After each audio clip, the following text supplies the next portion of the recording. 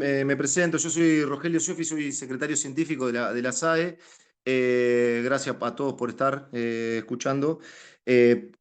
Vamos a hablar bueno, los chicos van a presentar la charla. La idea es que tengamos una conversación con la industria de la manera más sincera posible, con los advenimientos que tiene siempre la industria y que muchas veces es como uno va acercándose a las cosas nuevas, ¿no? En algunos aspectos. Así que la charla de hoy va a ser desde ese lugar. Quería, por otro lado, bueno, perdón, los disertantes van a ser Javier Fariñas, que es médico de medicina interna, especialista en medicina interna e infectología, y va a hablar desde Biomerux. Y el doctor Leandro Aguilar, él es director, bueno, él es terapista, es emergentólogo y es el director del comité de trauma de la SAE. Desde ahí se va a producir la conversación. Yo aprovecho esta oportunidad también para invitarlos a todos al Congreso de la SAE, de la Sociedad Argentina de Emergencias, que es el Congreso Nacional, que se va a hacer el 2 y 3 de octubre en el Paseo de la Plaza. Los invito a que ingresen a la página de la SAE para ver, va a estar el programa cargado. Para ver el programa científico, quiere decir. La verdad que es bastante interesante y nos parece sumamente importante que para la comunidad emergentológica de Argentina podamos encontrarnos digo, no solamente de los científicos, también podamos encontrarnos en ese espacio y conversar la emergentología, que es tanto lo que nos gusta, ¿no? Bueno, no les robo más espacio. Javier y Leandro, los dejo a los dos para que dialoguen. Bueno, ¿qué tal? Buenas tardes, noches. Mi nombre es Leandro Aguilar, como dijo Roger, soy el director del comité de trauma de SAE, soy emergentólogo terapista, y la idea de hoy es discutir algo que ya había hace algunos años que viene ganando espacio y que viene haciendo boga, que es el uso de biomarcadores en TEC, sobre todo en el TEC leve, que es como yo digo siempre, el TEC grave, si bien el paciente obviamente es más grave, lleva menos disquisición de la toma de decisiones, ¿sí? Se intuba, se conecta al respirador, se le pone un catete de PIC, se le drena el extradural, o sea, no hay mucha dicotomía con respecto a las decisiones a tomar. Ahora el TEC leve es el TEC que por ahí más nos lleva trabajo a la hora de tomar decisiones y parecería que los biomarcadores son una puerta que se abre para ayudarnos a esto. Así que para darnos la charla y explicarnos de qué se tratan los biomarcadores y cómo los podemos utilizar, está el doctor Javier Farina, que es, como dijo Roger, internista, infectólogo, miembro de la SATI, de la SADI y Scientific Advisor de Biomerie.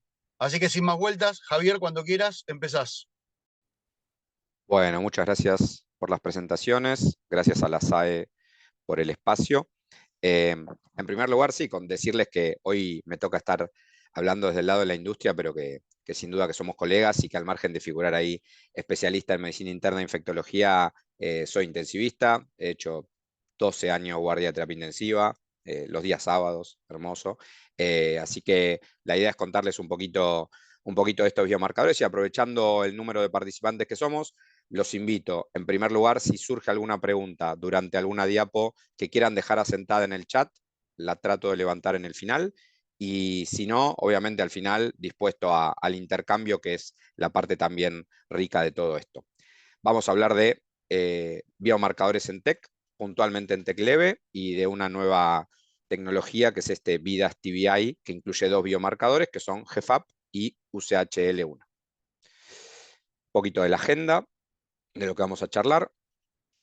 Y a modo introductorio, nada que ustedes no sepan, sobre lesiones cerebrales traumáticas, que sin duda es un gran espectro, como bien dijeron, que quizás en el TEC grave es donde más nos abocamos los médicos que hacemos alguna guardia, que trabajamos en una emergencia o una terapia intensiva, ya que son los pacientes que queremos definir rápidamente con alguna conducta terapéutica, pero como bien adelantó Leandro, el TEC leve es el que, primero, el que más sobrecarga el sistema de salud, por más que pensemos que el politrauma es más prevalente. El TEC leve es el que más sobrecarga el sistema de salud. Quizás no llega a la terapia intensiva en la mayoría de las veces, pero la cantidad de consultas es abismal, como vamos a ver. Y también considerar que estos traumas encefálicos, no pensarlos como un evento aislado de, voy a decirlo coloquialmente adrede, me golpeo, aparece una lesión, aparece un sangrado, sino que hay un proceso dinámico que incluso estamos en un umbral de aprendizaje de cómo se viene desarrollando. Como les decía, no hay dudas que el TEC es de gran cuantía a nivel global. Acá hay datos de los Estados Unidos hablando de cantidad de consultas, cantidad de diagnósticos y costos dentro del sistema de salud. En Argentina, como nos pasa muchas veces y lamentablemente, y también se los dejo si quieren como un desafío para la SAE, que me parece muy interesante, los datos son pocos. Uno de los trabajos más relevantes sobre números es en el 2006, que se estimaban 300 casos cada 100.000 habitantes en la ciudad de Buenos Aires, lo cual habla de 10.000 consultas aproximadas por TEC leve en la ciudad de Buenos Aires, en base a la población. Un número, como venimos diciendo, para nada despreciable, ¿sí? Y el TEC no es solo la lesión, la cirugía, el manejo del coma, el manejo del deterioro de la conciencia, sino que es un impacto multidimensional que quizás nosotros desde nuestra concepción médica pensamos puntualmente en los cambios biológicos y las acciones que tenemos que tomar en ese caso, pero también tiene impactos sociales respecto a el ausentismo laboral o a eventuales secuelas y quizás no conseguir trabajo, cosas como eso. También incluyen los daños psicológicos y el daño en costos y tiempos del sistema de salud.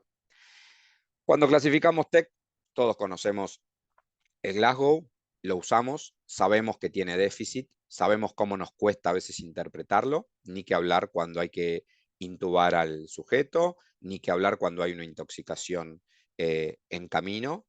Entonces, es una clasificación, está bien documentada, está ampliamente utilizada, pero tiene sus déficits. Y dentro de este score, por regla, el TEC leve, perdón, incluye Glasgow de 13 a 15, lo cual sabemos que, ya lo había dicho, lo dijo Leandro recién, y voy a usar un término de vuelta coloquial, muchas veces ese TEC leve se convierte en una bolsa de gatos, porque tendremos claro que un 13 en 15 es muy distinto a la mayoría de los 15 en 15. Los moderados y los graves, que quizás incluso muchas veces pueden entrar dentro de la misma acción respecto al camino terapéutico en una institución. Y vemos que más del 90% de las consultas son por TEC leves. Acá tiene Glasgow, no es obviamente para este público hablar del Glasgow. Sí, quizás sumar estas escalas de pronóstico, que al margen de que en la práctica no tienen gran utilidad, sí tenemos que empezar a conocerlas por el punto de vista de los diseños de los estudios, donde escalas de pronóstico son fundamentales para ver si una intervención o un método diagnóstico, en este caso, puede tener algún valor pronóstico, aparte de su valor diagnóstico, y un poquito vamos a ampliar de eso también. Y esta es una escala que evalúa la evolución principalmente a 6 meses, pero puede ser aplicable a otra línea temporal también. Bien, el problema del leve, que ya lo vengo spoileando un poquito, es que incluimos un montón de cuadros que son muy diferentes entre sí, que incluso algún TEC leve, por definición de Glasgow, puede requerir intervenciones quirúrgicas y otros TEC leves son totalmente banales, y tampoco tenemos tan claro cuáles son las lesiones que no vemos inicialmente en una tomografía, ¿no? Sin duda conocemos el término de lesión axonal difusa, pero hay otro tipo de lesiones que estamos incluso en pequeños aprendizajes o incipientes aprendizajes, mejoro la palabra, respecto a estas entidades. Y es súper heterogénea también porque depende de múltiples factores que pueden desencadenar distintas evoluciones de estos TEC leves según el tipo de paciente del que estemos hablando y sus antecedentes y su cuestión actual de cómo fue la fisiopatogenia de ese TEC.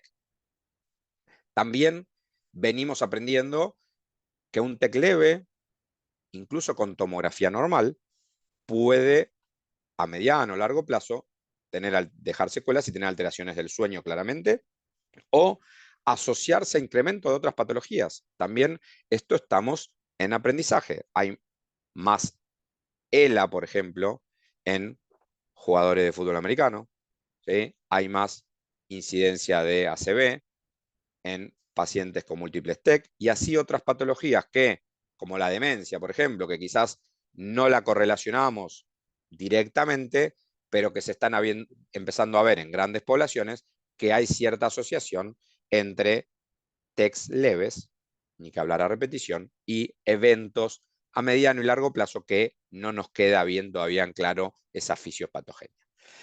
Y muchas veces se habla del TEC leve potencialmente grave, este TEC que quizás necesite una imagen, ¿no? O sea, es un término tampoco muy, no difundido masivamente, muchos lo utilizan, y son esos TEC, entre comillas, leves, habitualmente con Glasgow 15 en 15, pero por que algunos de los criterios que están ahí abajo pueden requerir una tomografía porque tienen más riesgo de tener lesión. Y ahí tenemos los típicos, las típicas preguntas o los típicos ítems a considerar, como la pérdida de la conciencia, un periodo de amnesia, que haya habido confusión, que haya algún tipo de foco temporal o antecedentes médicos que ameriten realizar la tomografía, puntualmente la anticoagulación, ¿no? Y el abordaje actual del TEC en el diagnóstico de decir leve, como vengo diciendo, es difícil porque tengo que incluir múltiples variables, y el TEC leve, la clave es definir si vamos a ahondar con los estudios o no, ¿sí? Y si vamos a ahondar con intervenciones o no. Como dijeron recién al principio, un TEC grave sigue una secuencia habitual de terapéutica. Un TEC leve hay que tomar decisiones habitualmente en el departamento de emergencia. Entonces es fundamental mejorar los criterios diagnósticos para TEC leve. Y la tomografía termina haciéndose a la mayoría de los TEC, ¿sí? A la mayoría de los TEC. Y acá obviamente va a ser variable en el ámbito que estemos, el ámbito público-privado, en el ámbito público quizás menos consultas por TEC leve que en el privado, donde muchísimos TEC leve banales van a esas consultas y hay que tomar decisiones, y encima aparece la presión familiar muchas veces, ¿no? Quienes trabajan en el ámbito privado acá lo tienen muy claro, el tema de la exigencia del estudio diagnóstico, cuando incluso para nosotros no lo amerite, ¿no? Es un paciente que no lo amerita, pero por la exigencia familiar se termina llevando una tomografía, que implica costos, tiempos e irradiación. No es inocuo hacer una tomo todo el tiempo. La mayoría son negativas en el TEC leve, la gran mayoría, ¿sí?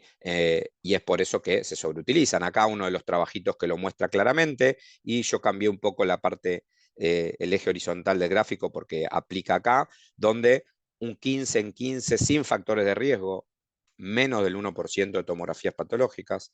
Cuando hay alguno de estos factores de riesgo que mencionábamos, se acerca al 5%, y ya Glasgow, por más que sea TEC leve, entre comillas, por ese Glasgow de 3 o 14, obviamente se acerca a lesiones en el 50% de los casos. Entonces, ¿qué pasa con el uso de la tomografía? Hay muchas exploraciones con bajo rendimiento diagnóstico, ya que pocas son positivas, aumenta los costos, aumenta los tiempos, ¿sí? O sea, cuánto tardamos en el sistema que se les ocurra, incluso en el privado, en toda la secuencia de realizar un ataque de cerebro en un TEC leve.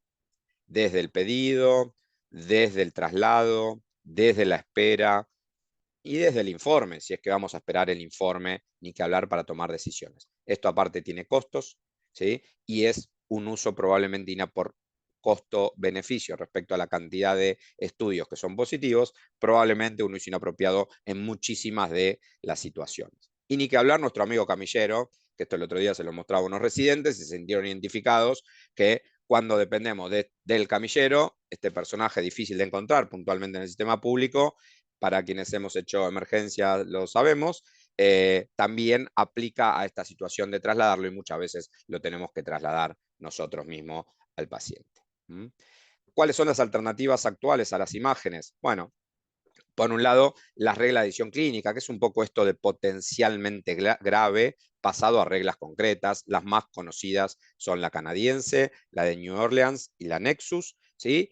Y no son más que guías que agregan criterios que le ponen peso a qué paciente amerita o no realizar una tomografía, ¿sí? Estas guías figuran en un protocolo de emergencia para ver qué paciente con TEC leve va a pasar al tomógrafo. Y, por ejemplo, la canadiense quizás es la más difundida por lejos. No sé si a ustedes utilizan alguna, o recomiendan alguna como SAE. La New Orleans es otra de las difundidas, y la Nexus, la que quizás va cambiando en forma más actualizada los criterios que va incluyendo. ¿Cuáles son los problemas? Que la adherencia es variable, pocos las conocen, pocos siguen el protocolo que está escrito en una pared o en un PDF en el teléfono o en la compu, ¿sí? Que todas las guías implican que a mayores de 65 años hay que hacerle imágenes, que todas las guías implican a que un anticoagulado hay que hacerle una imagen, y que requieren un historial claro, o sea, no son objetivas, porque requieren muchas veces este interrogatorio, datos del paciente para tomar la decisión.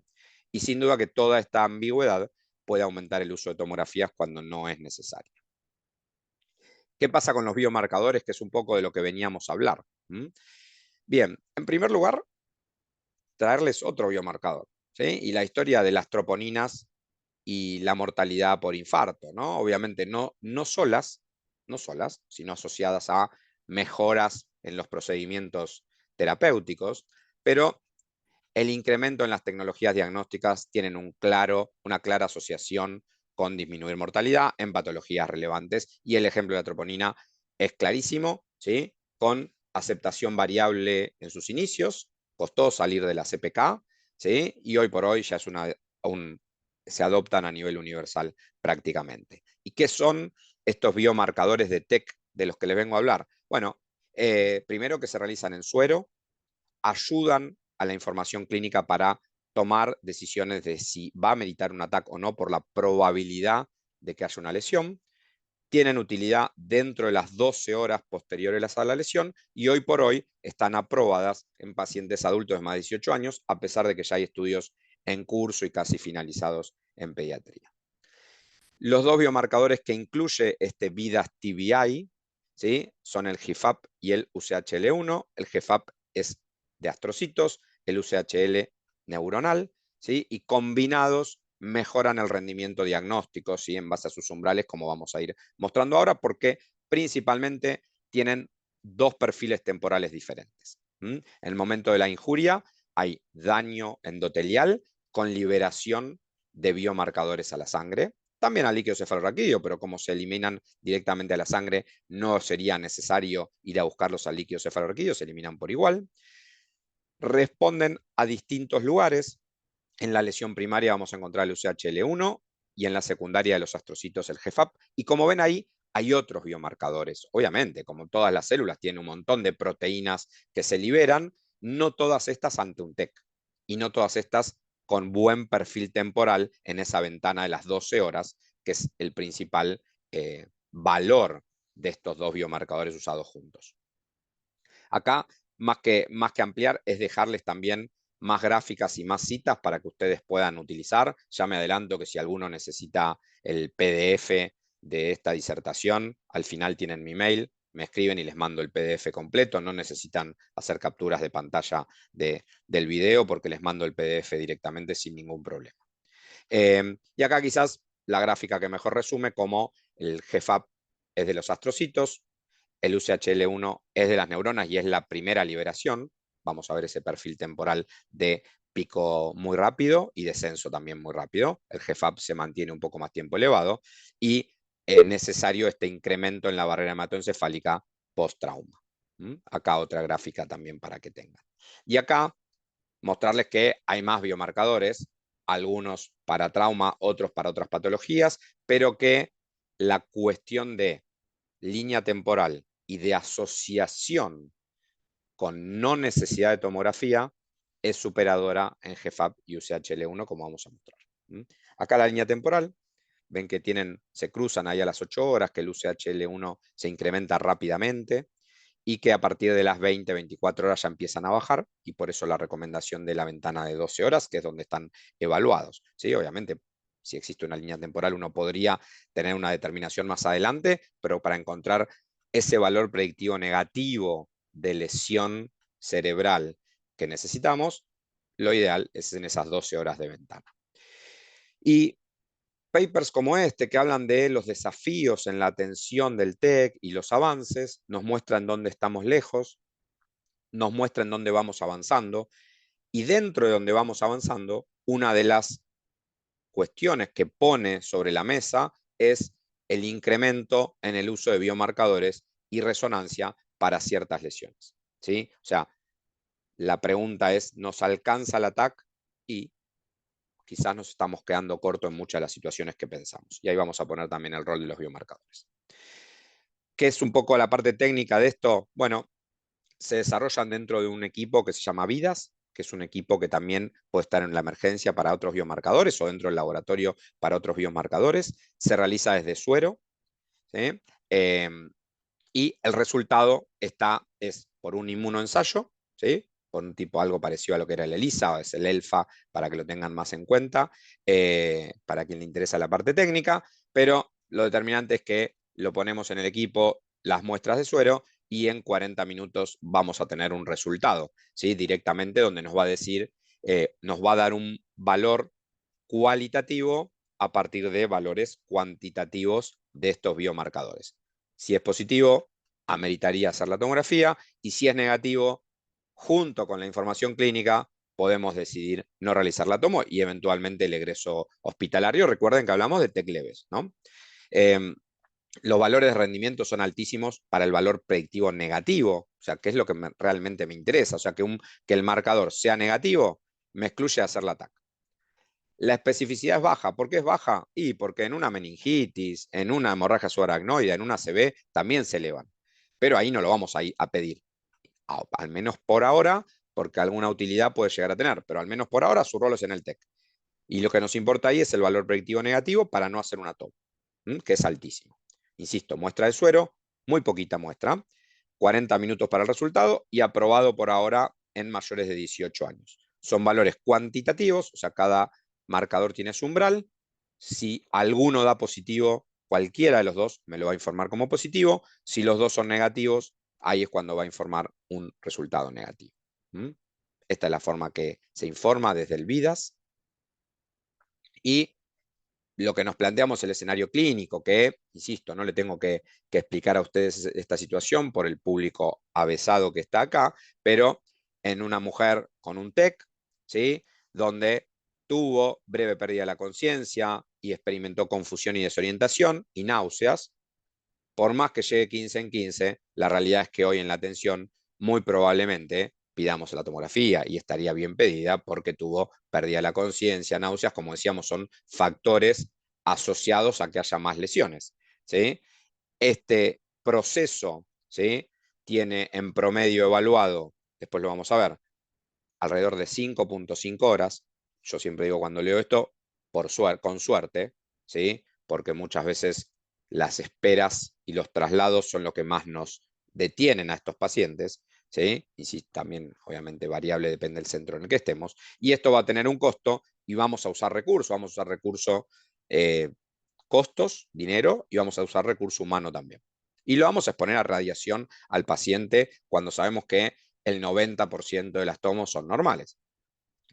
En cambio, esta misma paciente que está 15 en 15 y aplica para pedirle este biomarcador, porque está dentro de la ventana a las 12 horas, tiene más de 18 años, podemos tener una muestra de suero y un resultado negativo no implica que podemos no realizar la tomografía y que esta paciente podría tener egreso hospitalario, ¿sí?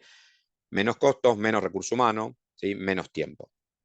Lo que sí aclaro, como digo muchas veces, no es que mañana vamos a salir todos a usar TBI y vamos a no pedir más tomografía porque confío ciegamente. Seguramente esto requiere un proceso de acostumbramiento para todos, ¿sí? De empezar a ver que realmente funciona, como pasó con troponina en su momento también, ¿sí? Pero la evidencia actual es bastante contundente, ¿sí? A favor de los tiempos y a favor del valor predictivo negativo que tienen estos biomarcadores para lesión en la tomografía.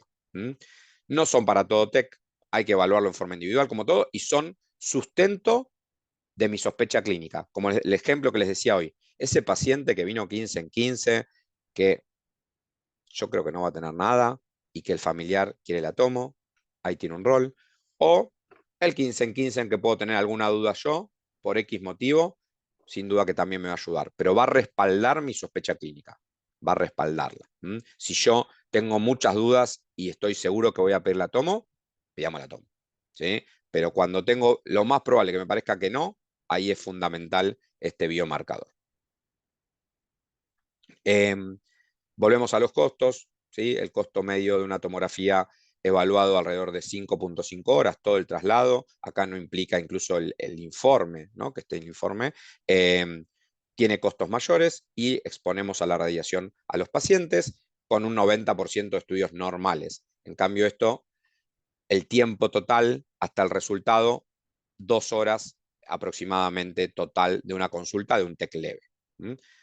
Menos costos, menos tiempo, menos uso de recursos. Las guías en Europa ya empiezan a incluir los biomarcadores, ahí lo ven en el centro, ¿sí? Los biomarcadores en pacientes con TEC leve, ¿sí? Incluye también el S100 y el GFAP y UCHL1. El S100, el gran problema, es un biomarcador que solo tiene ventana de 3 horas. El GFAP y UCHL se extienden a las 12 horas y eso es una gran ventaja, más que nada en nuestro sistema, que quizás los pacientes consultan un poco más tardío.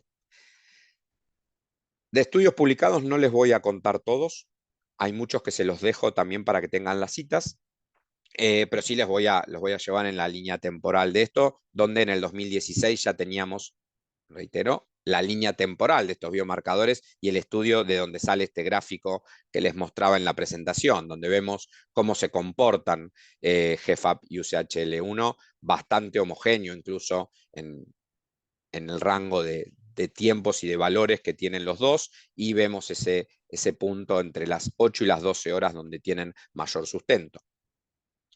También hay update de distintos biomarcadores para saber que no son los únicos, pero que no todos tienen esta gran utilidad de descartar lesión tomográfica y que todos tienen sus curvas temporales y podemos pensarlos en algunas situaciones como patologías neurodegenerativas. Evaluaremos algunos en el ACV, incluso estos dos que les estoy contando, hay bastante inicio en algunos ACV donde podrían tener algún rol con ventanas terapéuticas.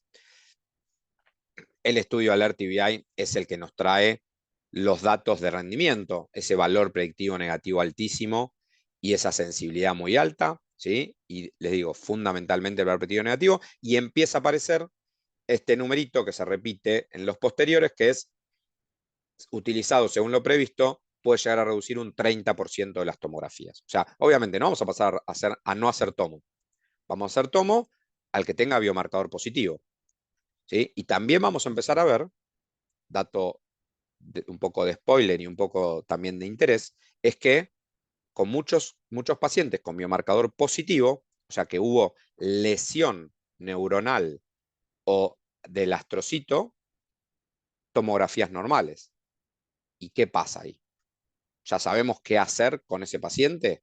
No, es un nuevo escenario que nos traen los biomarcadores, donde iremos aprendiendo cómo evaluarlos. A ese paciente, si yo lo viera, por ejemplo, lo vuelvo a ver dentro de poco, porque lesión hubo. La tomo no me muestra nada, pero lesión hubo. Y después discutiremos si ese paciente va a meritar otro estudio de imágenes diferente a la tomografía. Bien, ya acá valores pronósticos, o sea, ver a los biomarcadores como valor pronóstico, y queda claro que valores elevados, ¿sí? Los valores más elevados tienen peor outcome, o sea que en cierta forma su valor cuantitativo puede tener cierta correlación con cantidad de lesión, diciéndolo coloquialmente. Y estudios de costo-efectividad, algo que muchas veces nos preguntan nuestros decisores, ¿no? El que está el director del hospital o quien gerencia la clínica. Y bueno, ¿cuánto voy a gastar? ¿No? Incorporo algo nuevo y empieza el costo. Bueno, también sin duda esto demuestra costo-efectividad. Fíjense al final que dice ese ahorro de 3,25 TAC cada 1000, de vuelta ese 30% redondeado de ahorro de tomografías, y este ahorro en la imagen, principalmente en la imagen, pero también en el uso de recursos hospitalarios por el menor tiempo de atención, este ahorro es el que genera que el uso de biomarcadores sea una decisión costo efectiva. Otra pregunta que nos hacemos, ¿me sirve en un TEC que consulta enseguida o de ese adulto mayor que tuvo una caída de la camilla internado y capaz que termina en una tomografía? Sí, sirve. A los 30-60 minutos incluso la lesión le fue muy bien en este estudio y era una pregunta muy interesante para responder. Bueno, acá los valores, un poquito de dejarles datos para que vayan teniendo. Comparando con ese 100, que es eso que les mostraba, y de vuelta estos biomarcadores muestran un alto valor predictivo negativo y son comparables con el primer biomarcador que apareció en TEC, que era el S100, y es el que figuraba en las guías escandinavas inicialmente. De vuelta en pronóstico, de vuelta aparecen en el pronóstico, y acá les quiero mostrar algo de lo que ya venía diciendo. Fíjense que a mismo Glasgow, pero con distinto valor de biomarcador, el porcentaje de pacientes con lesión en la TAC es diferente. O sea, más que nada en TEC leve, si ven ahí las curvas es muy claro, más que nada en TEC leve es muy diferente un biomarcador positivo que uno negativo para la cantidad de lesiones en la TAC. Entonces empezamos a ver las deficiencias del Glasgow, que quizás ya las sabemos o las percibimos en la atención, y cómo el biomarcador puede ser superado, es algo objetivo, puede ser superador a estos signos clínicos. Y por el otro lado, o sea, del otro lado de la balanza, en cuanto a evolución, acá no es lesión en la TAC, sino que es qué porcentaje de pacientes quedaban con secuelas, ¿sí? A 6 meses, este score de Gauss que les contaba antes, y a mismo Glasgow, de 15, por ejemplo, pero pacientes con biomarcador más alto en el quinto quintil, divididos así, tenían secuelas a largo plazo. O sea, ojo con estos pacientes que quizás incluso no tienen lesiones en la TAC, que algunos pueden tener secuelas. Y ojo, pacientes en coma, si ven en el final, cuando tenían pacientes en coma con Glasgow de 3, biomarcadores bajos, el 60-50% tenía recuperación. ¿Sí? Entonces, parecen ir un poco más allá respecto a mostrarnos lesiones que no necesariamente identificamos por las tomografías. Ya el estudio Brainy es el que empieza a mostrarnos con el dispositivo Vidas, el equipo Vidas y el TBI del Vidas con un rendimiento altísimo de 99.1% de valor predictivo negativo. ¿Sí? Esta metodología es un ELISA que es muy práctico porque se pone directamente la muestra de suero en el equipo y ofrece el resultado y no hay manipulaciones posteriores. El estudio pediátrico que les comenté, en curso, ya finalizándose, nos va a traer datos muy interesantes. Obviamente en pediatría es un gran campo para evaluar los TEC leves y evitar de hacer tomografías desde edades tan tempranas. Estudio multicéntrico, estos ya son los más nuevos, ¿sí? Creo que si ven ahí, es 2025, ¿sí? Donde 800 pacientes, 12 centros y el rendimiento de los biomarcadores es muy elevado, incluyendo adultos mayores y en cualquier rango de tiempo de la atención. Será inmediatamente, o sea, hasta las 12 horas de consulta. Le fue muy bien a los biomarcadores con altísimo valor predictivo negativo. Si ven la última columna, supera el 95% en todos y la combinación supera el 97% de valor predictivo negativo. De vuelta digo esto por si no quedó claro, que es valor predictivo negativo para este biomarcador que no tiene lesión en la TAC. O sea, un biomarcador negativo tiene un 97-99% de chance de asociarse con una tomografía normal. Un metaanálisis, ya contándonos un poquito de esto, de vuelta aparece ese valor predictivo negativo, que acá lo calculan en 100% directamente por metaanálisis, y el ahorro en tomografías alrededor de un 30%, nuevamente repitiendo el número. Y el último que les muestro es un estudio de impacto económico en España, donde evaluaron por una metodología teórica de árbol de decisión cuánto se ahorraría de dinero usando los biomarcadores, y lo que encuentran es alrededor de 200 euros por paciente en comparación a la atención estándar. ¿Sí? Esto por ese 30% de ahorro en las tomografías. Ahí tienen toda la explicación de cómo llegaron a los cálculos, pero es un ahorro de 200 euros por paciente en la atención y de casi 2 horas menos de uso de recursos y de atención en la emergencia u hospitalaria ante un TEC leve. 2 horas menos, 200 euros menos. ¿Sí? Impacto significativo en el sistema de salud, obviamente multiplicando esto por la cantidad de traumas leves que comentamos. Y a modo de cierre, y ya para abrir el intercambio, venimos diciendo que la cantidad de tomografías tiene tiempos de espera, tiene gastos, usamos mal los recursos, incluyendo recursos humanos, y también exponemos a radiaciones innecesarias a los pacientes, y que Vidas TBI nos ofrece un promedio de 2 horas menos en la atención del TECLEVE, es un montón en cuanto a la cantidad de consultas, 200 euros menos en cada atención, es un montón multiplicado por la cantidad de consultas, menos recurso humano y 30% menos de tomografía realizadas, que tiene su impacto en menor irradiación. Ahí tienen mi mail, igual es fácil, javier.farina@biomeriex.com. Me pueden solicitar ahí las diapositivas por PDF sin ningún problema. Y bueno, nuevamente agradezco a la SAE por el espacio y abrimos para un intercambio. Bueno, muchas gracias, Javier. No sé si alguien tiene alguna pregunta o alguien quiere hacer algún comentario.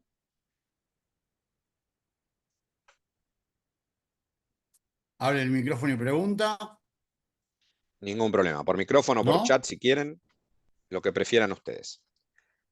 Porque si no, Leandro me hace preguntas muy difíciles.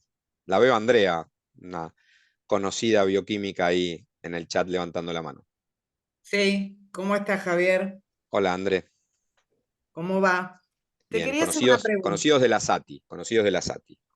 Sí, te puedo hacer una pregunta. Mira, vos dijiste que se informan, o sea, supongo que es en el Vidas 3, que es el último equipo Vidas de... 3 y Vidas Cube. Ah, ok, perfecto. Vos decís que se informa por separado, los dos biomarcadores. No, vas a poder acceder al resultado cuantitativo de ambos, pero el Sí. informe es un informe cualitativo que te va a decir positivo o negativo. ¿De los dos juntos o de los dos Claro, por separado? no, es de los dos juntos. Es de los dos Ok, juntos. Es porque más, yo... mirá cómo es. Si cualquiera de los dos es positivo, o sea que podría ser Sí. positivo-positivo o positivo-negativo en combinado, eso es un resultado positivo para el estudio.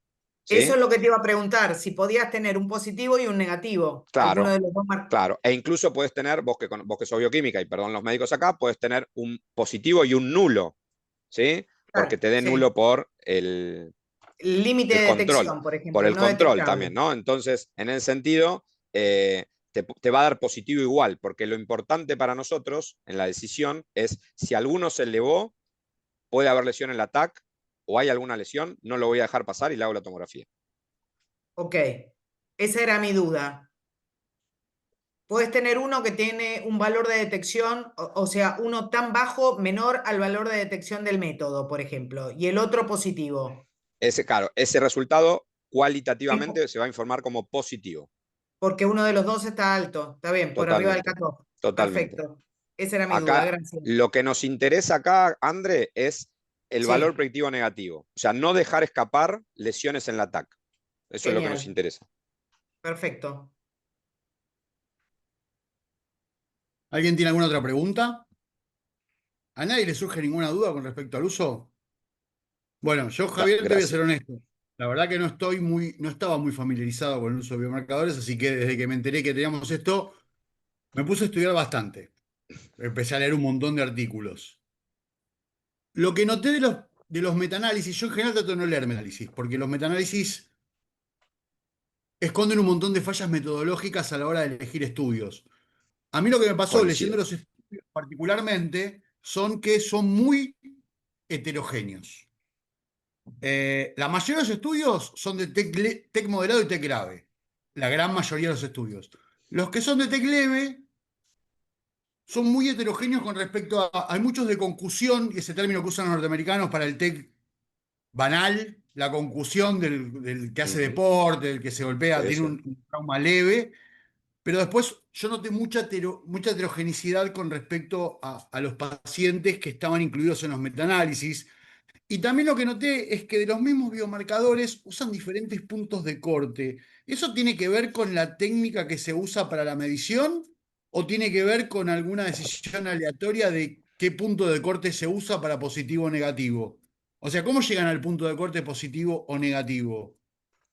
Bueno, abriste unas ventanas enormes para contestar y trato de responderlas. En primer lugar, coincidir desde lo conceptual en evitar acá para todo el público, evitar leer metaanálisis, salvo si lo desgrano metodológicamente y puedo sacar alguna conclusión, evaluando justamente la homogeneidad de los estudios incluidos. Pero es fundamental entender eso y no casarse con metaanálisis que traigan info de cuestiones heterogéneas. Por otro lado, los primeros estudios que se hacen y de donde salen los puntos de corte, porque cómo se genera un punto de corte. Acá tengo expertos mejores que yo, lo leía Diego recién también, que es un bioquímico de emergencia intensivista muy grosso, Andrea es muy grosa, saben mucho más que yo de esas cuestiones, que soy médico, pero para sacar puntos de corte lo que uno tiene que hacer es generar un estudio donde a partir de un valor, por decirlo así, lo voy a decir muy coloquial para no extenderme,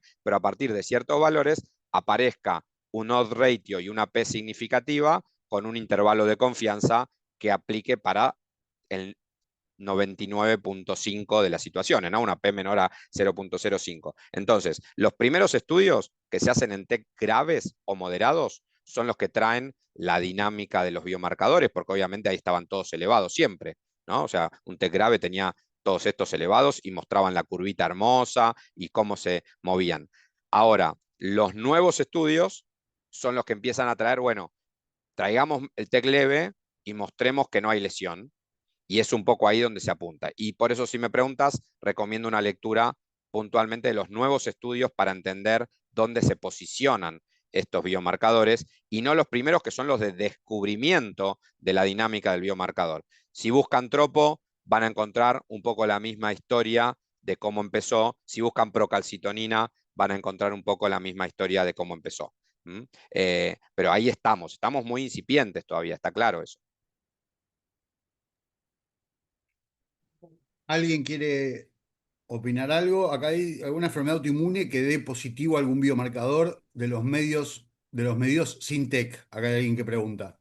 Sí, sí, sí, totalmente. Y eh, por eso es que la especificidad no es buena, porque no lo voy a usar ahí. O sea, si yo tengo un lupus con lesión, e incluso si yo tengo un ACV, pongo ejemplos más claros, un ACV va a tener biomarcadores altos. El tema es que hoy por hoy ahí todavía no se le encontró una dinámica de aplicabilidad, ¿sí? Que tome una decisión. Por eso lo usamos en TEC. Ahí se encontró, o sea, ¿por qué se posiciona en TEC esto? ¿Y por qué incluso Biomeriel lo posiciona en TEC? Acá hablo como empresa también. Porque ahí se demostró una utilidad para una toma de decisión. En el resto de las situaciones, sí, se elevan, tienen una cinética particular, pero todavía no se encontró, bueno, ¿cómo llevo esto a tomar una decisión? Todavía no se encontró. Yo ya habiendo Acá leído, alguien, no sé si como vos, Leandro, pero habiendo leído bastante, me da la impresión de que en algunas situaciones, creo que mencioné la ventana terapéutica en el ACV, creo que aparecen ciertas situaciones donde podemos llegar a encontrar un buen rol. Acá alguien pregunta si se pueden hacer mediciones con horas de diferencia. Me imagino que estaría comparándolo con una curva de una... O sea, si tiene sentido hacer curvas de biomarcadores. Sí, la realidad, no, la realidad es que hoy por hoy para lo que lo vamos a usar, no, porque la realidad es que vamos a pedir dentro de esas 12 horas y si me aparece positivo, le voy a hacer la tomo. Le voy a hacer la tomo. A partir de ahí, experimentalmente, porque incluso varios me lo preguntaron, varios neurocirujanos interesados en algunas otras cuestiones, si le voy a usar para otras cosas, bueno, ahí se abre una ventana ya de investigación propia, pero en cuanto a su rol actual, no tendría mucho cambio en la decisión clínica. No, gracias a vos, Silvia, ¿Alguien, por la pregunta. ¿alguien tiene alguna otra pregunta? Si no, sigo yo. Porque como te digo, me desayuné con todo esto. La verdad que los había leído, sabía que existían, pero no me había, como no tenía accesibilidad, tampoco me había dedicado muy a fondo y me surgieron dudas a medida que iba leyendo los estudios. Porque hay muchas veces que no dejan claro si, por ejemplo, yo, por costumbre, por reglas clínicas, yo en general las canadienses no son las que uso las de Nueva Orleans, eh, las cruzo con los riesgos habituales y hago un conjunto y ahí tomo la decisión en general. Los 14 en 15 Para mí es un mundo de diferencia. El 15 en 15 que el 14 en 15 a la hora de tomar decisión del átomo. El Espera que 13 ni lo... espera que hago un paréntesis ahí, hago un paréntesis. A ver, si les doy mi perspectiva, y creo que incluso va un poco por ahí, a ver, esto es para 15 en 15. Esto va al 15 en 15. O sea, lo digo así en forma directa. Esto va al 15 en 15. E incluso te digo más, inicialmente, si yo lo tuviera que usar, lo usaría mucho en ese que yo estoy convencido de que no necesita el ataque, pero el sistema o la medicina defensiva o el familiar o hay un interés en ese átomo, ahí iría por esto. Pero sí, el 14 en 15 y 3 en 15 para mí no aplican hoy a una utilidad distinta en el biomarcador. Si esto se genera con mayor, eh, con mayor confianza, porque nos va a pasar como nos pasó, para mí nos va a pasar como nos pasó con otros, ahí se va a ampliar. Pero hoy es para el 15 en 15. Te perdí un poco, no sé si soy yo o vos. Y lo otro que también, no sé, y Ahí lo está. otro que leí de tu presentación que decía que el promedio de espera era 5 horas y media, yo dije, no, esto es inflar los tiempos para que parezca que es mejor el biomarcador. Y fui a buscar bibliografía y en realidad encontré 6 horas, que es el tiempo promedio de atención del tecleve, no 5 y media. Sí, Era yo le puse 6. ahí, le puse la cita porque también, a ver, como te pasó a vos, me pasó a mí. Pensá que, a ver, yo soy intensivista, pero hoy hago infectología crítica y cuando sale esto y me lo muestra la empresa, voy a buscar y nada, me puse, también miré eso de 5.5 horas, decía, bueno, en el público puede ser, en el privado deben ser mucho menos, pero no, la realidad es que por promedio es eso. Incluso el estudio de España, si ves el estudio de España al final, que está bueno, tiene bien catalogados los tiempos.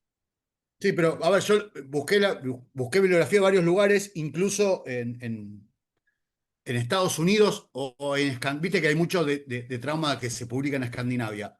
Sí, Los sí, tiempos sí. son eso, son 6 horas, Sí. lo cual es un montón. Yo pensé que era mucho menos.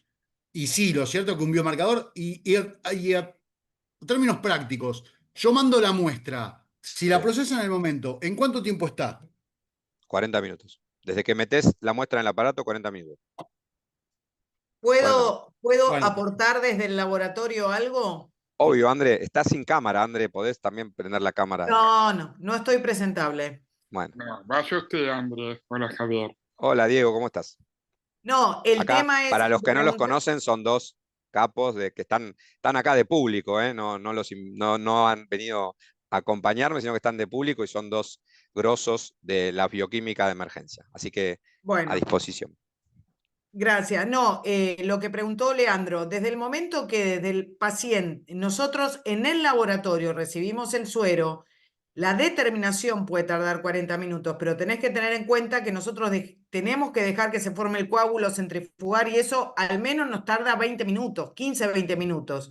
No sé si se puede dosar en plasma, entiendo que quizás también se puede dosar en plasma y al usar anticoagulante acorta un poco el tiempo. En vez de esos 20 minutos de formación de coágulo, lo podemos hacer un poco menos. Pero la determinación, como dijo Javier, debe tardar 40 minutos, dijiste vos, pero 40 tengan en minutos. cuenta, Ujú. claro, pero tenemos un tiempo donde la muestra hay que prepararla, no es que llega el tubo y directamente lo ponemos. 100% y siempre hay que hablar con los bioquímicos de esto, ¿no? O sea, las dinámicas, incluso a veces hay que ir a ver en el labo cómo hacen todo esto, porque a uno a veces exige el dame el resultado ya, y bueno, obviamente que no es tan así, pero desde que se coloca en el equipo son 40 minutos. hay alguien pregunta que el costo real en Argentina de cada determinación. No sé si está Bien, determinado por determinación, por PAC, por...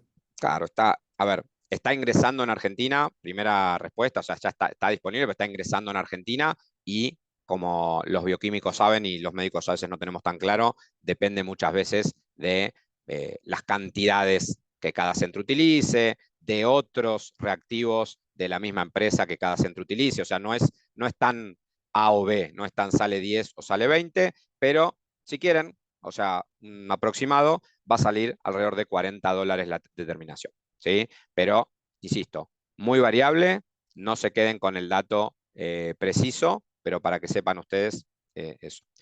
Sí, Magdalena, solo para suero. Sí, no, quería quería aclarar que lo que dice Javier es que si ustedes, por ejemplo, hacen una procalcitonina, entra en el mismo lote, se puede procesar en el mismo aparato, en el mismo tiempo, y el costo bajaría porque se usan varias Por determinaciones en el eso. mismo momento del uso de la máquina. Eso que está diciendo, o sea, que si nosotros entramos 4 biomarcadores al mismo tiempo, va a salir más barato que si entramos uno y se corre solo.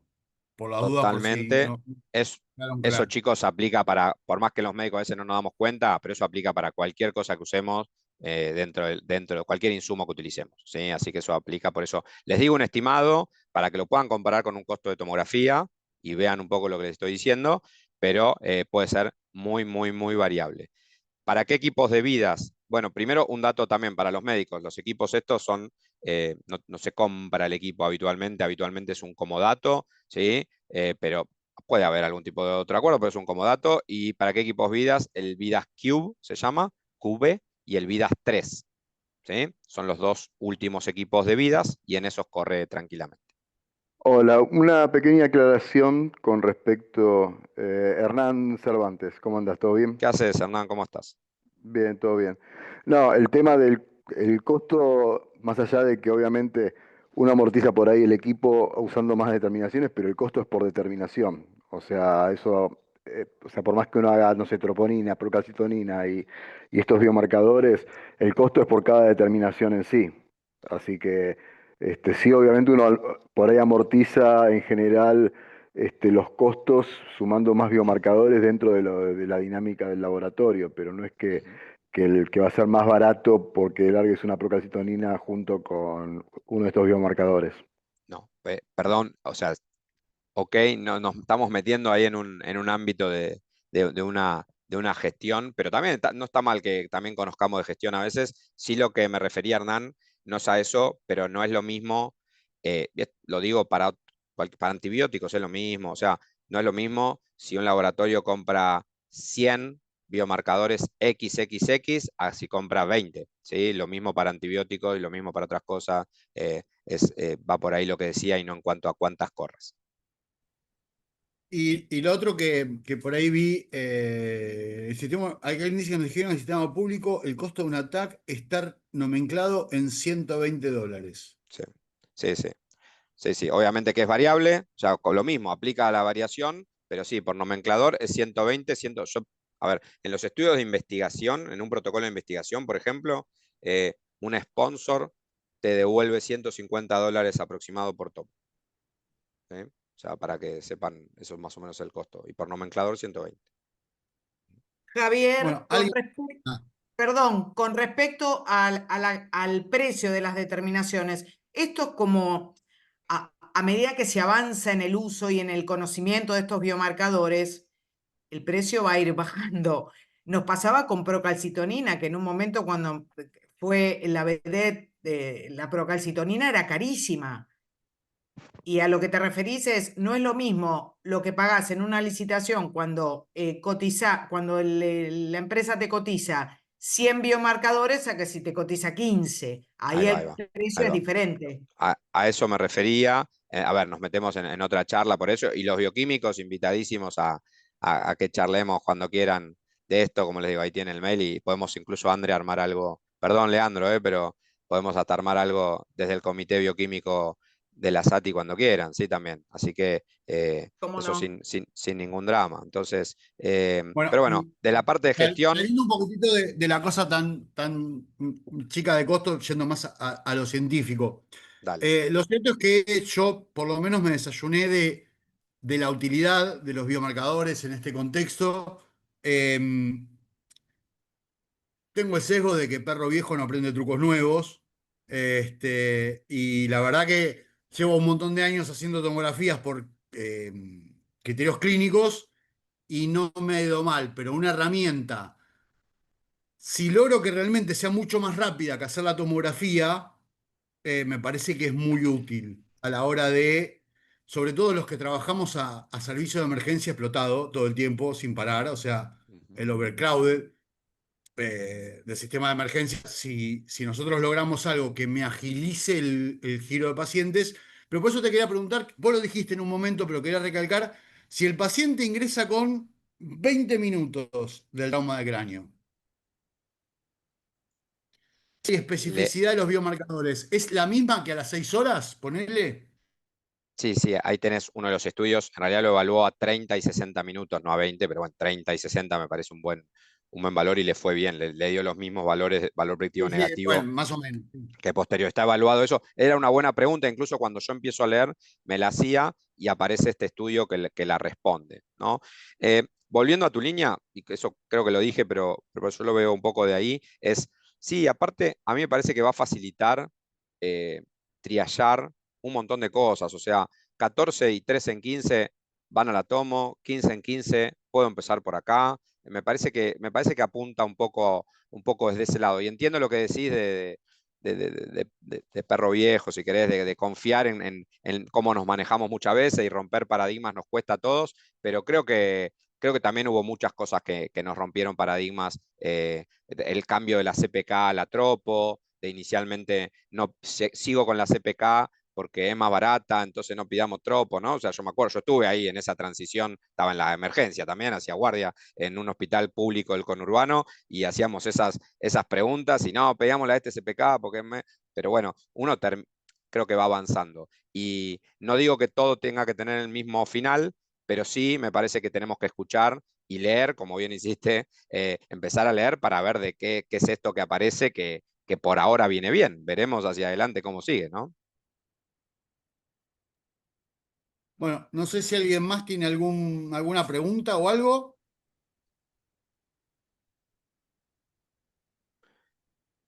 ¿Nadie? Bueno, yo las dudas que tenía ya yo me las evacué, así que Estuvieron, si a nadie le quedan preguntas, bueno, están buenas. estamos por... Es algo más, viene a ayudar nuestra presunción clínica como muchas otras herramientas. Y también Esa creo, fue esa fue la conclusión, que como yo siempre que doy una charla de tech,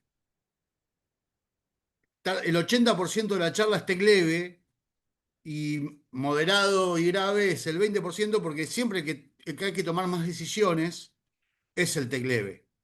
Entonces, una herramienta más me parece que es útil, me parece que sí, obviamente, por lo que yo leí, me parece que faltan estudios grandes, falta validación. La mayoría de las guías no lo recomienda o no lo nombra, algunas sí, otras no, pero me parece que es una herramienta que si cumple lo que promete, me parece que va a ser muy útil a la hora de tomar decisiones y partir las aguas de qué tan rápido se pueden ir los pacientes del servicio de emergencias.